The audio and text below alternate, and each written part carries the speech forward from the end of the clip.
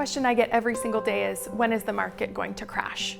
We remember the market crashing in '08, so we think it's going to happen again. I bought at the worst time probably in history for housing, and it's still been the best investment that I ever made. That's when I really understood the power of owning real estate. For me, wealth building in real estate really means long-term financial security and financial independence. Like, I really want to be able to decide how I spend my time and how I spend my life. It doesn't mean retiring early necessarily. It means being totally financially independent. I mean, wealth building for me equals security. It means that I will have a place to live. It means my kids will have a place to live if needed. If I retire early, I don't have the option to, pull a whole bunch of money out of a Roth IRA or a 401k. But real estate is just going to keep coming like regular income. When I decided to get my real estate license, I remember one of the first things you told me was that I needed to have a strategy. And at the time that felt so overwhelming. I was like, I don't even know how to start. And then 3 years later, I'm at a place where I own multiple rental properties that are cash flowing a little bit, but also appreciating in rents. I bought my first house. I was making $27,500 working for a software company. This house was $150,000. My payment was like $1,200 because rates were at 7%. My father-in-law was a co-signer. So that's how I got in. And from there, it just builds and grows. So I bought one house, and then I didn't even roll the equity from one to the next, because at the time you could really get no money down loans of any kind, which was scary. And a lot of people really didn't do well with that. And that led to the financial crisis for sure. But for me, we were very strategic. So we just bought one house, would fix it up, sell it, buy another house, fix it up, sell it.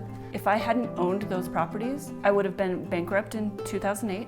Wow, I would have been in a horrible place. I don't even know what would have happened to me.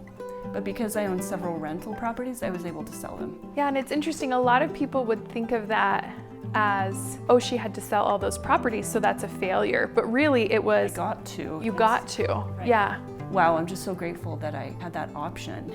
I remember thinking when I was in school, I had different investments, but my house was by far the best investment I had ever made. And I bought it in December of 2006.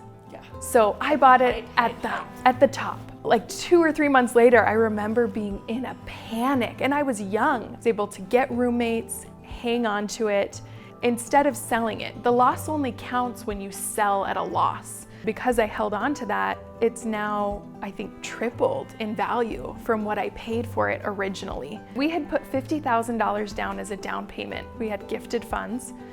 And when we tried to sell it a couple years later, we couldn't sell it for what we owed. So that's when we said, okay, one of us hangs on to it, rents it out. And I'm so grateful that I did, because that equity in that house has now become a really key factor in me being able to purchase other properties. I did what's called a cash out refinance, and I used that cash to buy 2 other rental properties. When people are trying to figure out, how do I buy these rental properties? I don't have $100,000, $200,000 in cash. Well, I didn't either.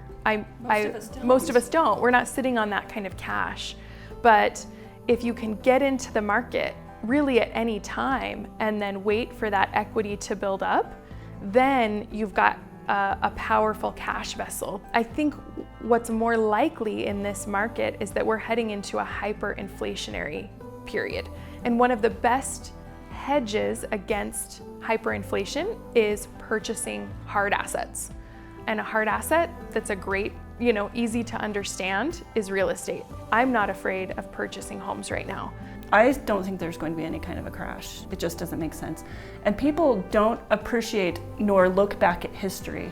Since 1940, historically, real estate values have doubled every 10 years. And what that kind of equates to is around a 3% appreciation per year on average. It's a long-term thing. It's like a roller coaster, but it's a lot more predictable than the stock market. People always have to have homes to live in, period.